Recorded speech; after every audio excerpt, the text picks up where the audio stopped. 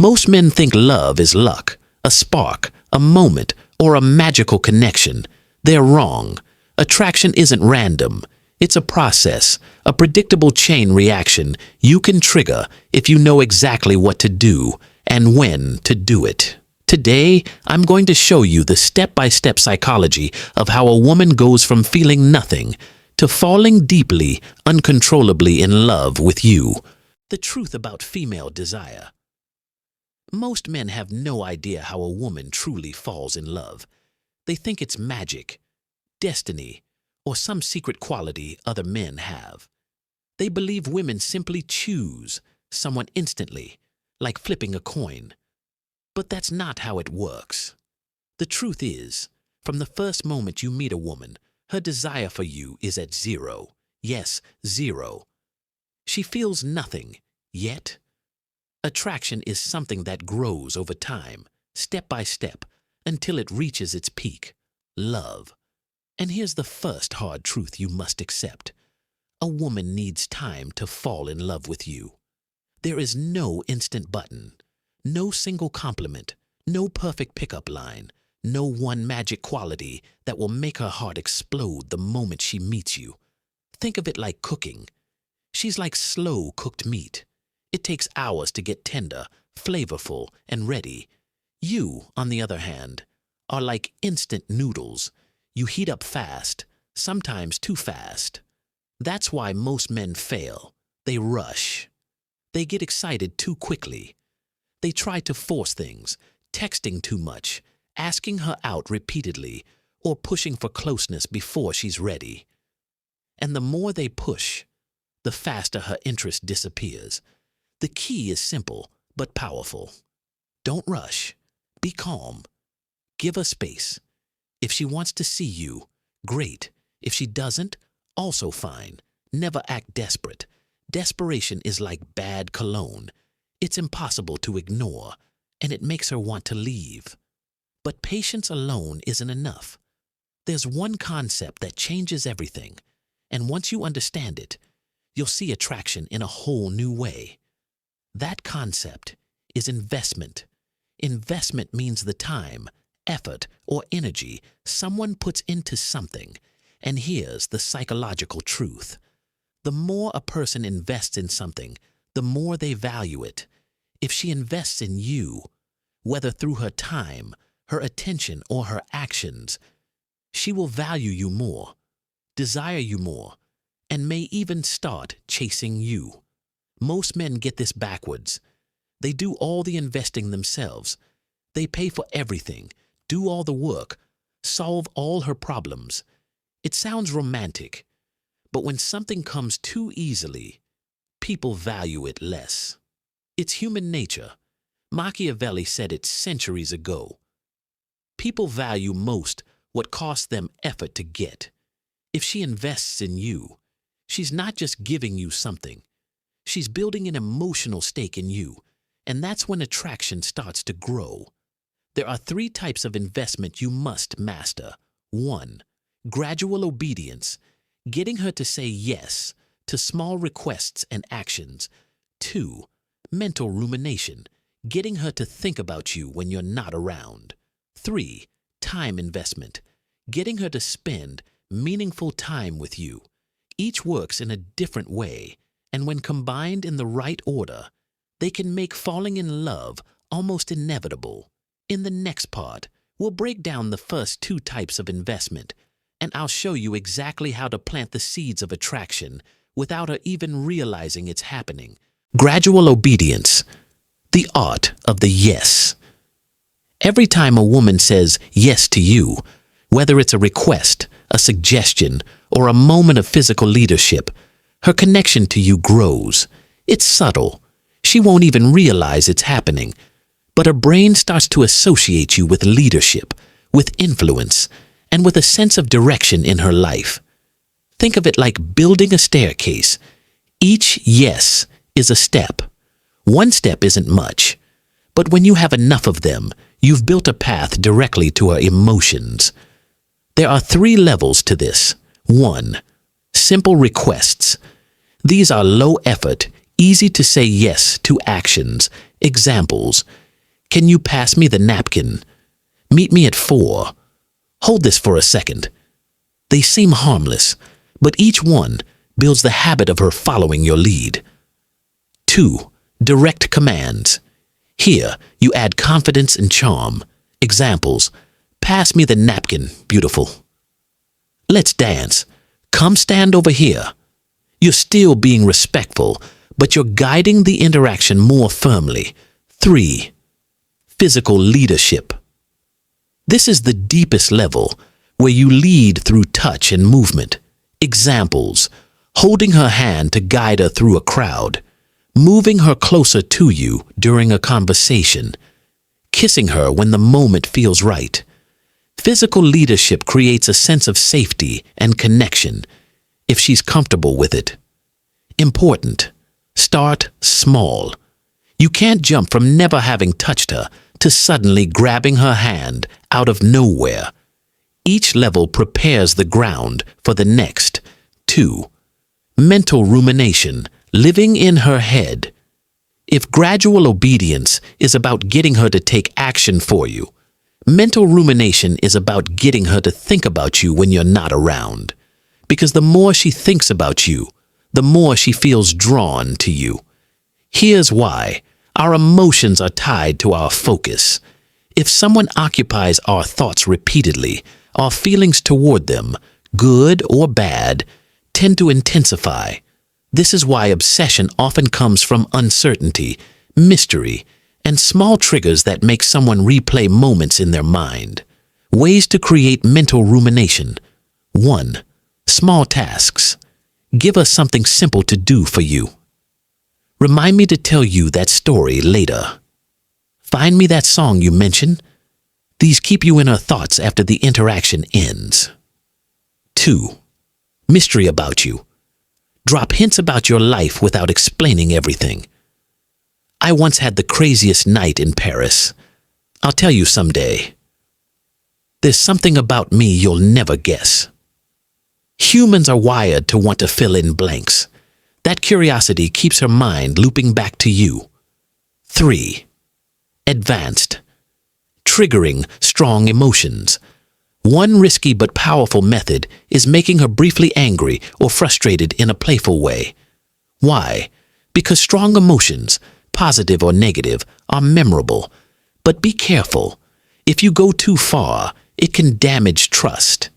This technique is for experienced communicators who know how to recover the mood quickly. Combining the two. The magic happens when gradual obedience and mental rumination work together. For example, you ask her to do something small, gradual obedience. Later, you tease her about it or leave it unfinished. Mental rumination. She's now taken an action for you, and she's thinking about you afterward. Why this works. Both techniques subtly reverse the usual dating dynamic. Instead of you chasing her attention, she's putting effort, mentally and physically, into the interaction. This investment, whether she notices it or not, makes her see you as more valuable and important in her life. 1. Time investment, the bond that builds itself. Time is the most precious thing anyone can give. Unlike money or effort, you can never get it back. That's why, when a woman spends more and more time with you, something changes, often without her even realizing it. When she chooses to be around you, she's reinforcing the belief that you are worth her time. This can create a bond that's far stronger than physical attraction alone. However, there's a trap. If time investment is used alone, without the other two forms, it's weak. Think about it. You can spend hours with someone who's boring, annoying, or just nice, and still feel nothing. That's because time must be combined with emotional triggers to create lasting attraction. So here's how you make time investment work for you. Mix emotional peaks into the time. Every hangout should have moments of laughter, shared secrets, or small challenges that you overcome together. Leave on a high point end interactions when the energy is good. not when it's dying. This makes her look forward to the next meeting. Create variety change environments, coffee shops, parks, events. The more different places she sees you in, the deeper the connection. 2.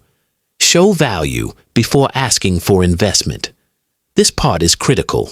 You can't just meet a woman and immediately start asking her to invest in you. You need to first show value, not by bragging or flexing, but by demonstrating control over your own life and interactions. Value here doesn't mean being rich, tall, or famous. It means you know what you want and lead the interaction. You have interests, passions, and a life outside of her. You're comfortable in your own skin. Only after she sees your value should you start asking for more investment, whether it's her time, her help, or her attention. 3.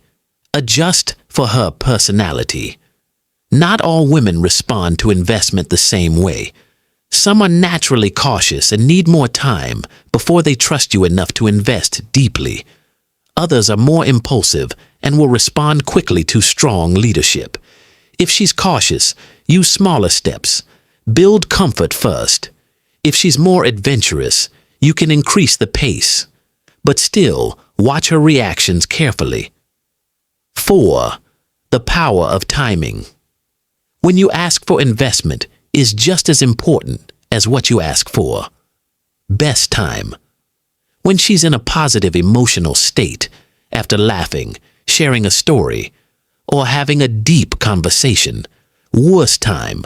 When she's stressed, distracted, or uncomfortable. Asking for investment during a low emotional moment will make it feel like work, not connection. 5. The too available trap. This is where most men destroy attraction without realizing it. If you always reply instantly, always say yes, always rearrange your schedule for her, you're sending the message that your time has no value. The truth, people value what is scarce, so you must learn to be unpredictable, sometimes respond quickly, sometimes slowly, sometimes say yes, sometimes no, sometimes reward her investment instantly, other times let it sit before acknowledging it. 6. Ghost competition. Here's an advanced twist. Subtly remind her that you have options. This doesn't mean flaunting other women. It means living a life so full and interesting that she feels she needs to earn your attention. If she senses, even subconsciously, that she's not the only source of fun, connection, and fulfillment in your life, she'll invest more to secure her place. By the time you've combined gradual obedience, mental rumination, and time investment with smart timing, you've built a powerful foundation of attraction. But there's one last technique that takes things from she likes you to she can't stop thinking about you. It's risky, it's powerful, and if used wrong, it can backfire completely. In part 4, I'll reveal the controlled emotional void, the psychological lever that can make her crave your presence like oxygen. What it is and isn't a controlled emotional void is not ghosting, ignoring, or punishing her. It's the deliberate creation of contrast, moments where you're fully present and connected, followed by moments where you pull back slightly. This contrast is what creates craving. It's human nature to desire what we feel we're about to lose. Think about your favorite song. If it played non-stop all day, it would lose its magic. But when it comes on after silence, you feel that rush again. The same principle works in relationships. Closeness followed by space makes the closeness feel more precious. 2. The cycle of closeness and distance. Here's how it works. 1. Closeness phase. You give her your full attention, make her feel special, make her laugh, share deep moments. She feels connected and valued. 2. Void phase. You pull back, not rudely, just slightly. You're slower to reply, busier, or less available. She notices the change and starts wondering why. That wondering, those unanswered questions, create mental rumination on overdrive. She replays moments in her head, trying to figure out what happened, and craves the return of that closeness. Third levels of the technique. Basic. Vary your response time. Don't always reply instantly. Intermediate. Be very present sometimes, and less present other times. Advanced. Use mixed signals, not to confuse cruelly, but to keep her from being 100% certain how you feel. This level should be handled carefully to avoid emotional harm. 4. Why it works. Uncertainty fuels obsession. When she's not completely sure where she stands with you, her brain works harder to get clarity. That effort, emotional and mental, is investment, and as you know, investment creates value. 5. The dangers. If you misuse this technique, if you push too far, you risk making her feel anxious, insecure, or even resentful. The goal isn't to make her suffer, it's to create space for desire to grow. If she becomes desperate, overly emotional, or starts showing signs of instability, you need to stop immediately. This is not a revenge tool. It's not for control. It's for balance, making sure you're not oversaturating her with constant availability. 6. A safer alternative. If the controlled emotional void feels too risky, here's a softer approach. Instead of pulling away, surprise her. Give her unexpected positive attention, a sweet message out of nowhere, a sudden plan for an adventure, a gift, or inside joke callback. This keeps her curious and engaged without triggering fear. 7. The final choice. You now hold the complete framework. 1. Gradual obedience, getting her to say yes in small, growing ways. 2. Mental rumination, living rent-free in her mind. 3. Time investment, deepening the bond through meaningful shared moments. 4. Controlled emotional void, using contrast to make your presence addictive. With these, you can create attraction so strong it feels inevitable. But here's the truth. Most men never hear. Real power isn't about manipulating others. It's about controlling yourself. You can use these tools to build trust, connection, and love. Or you can use them to play games and destroy someone's peace. Your results will always reflect your intentions. Now you know the psychology behind female desire. Knowledge 97% of men will never have.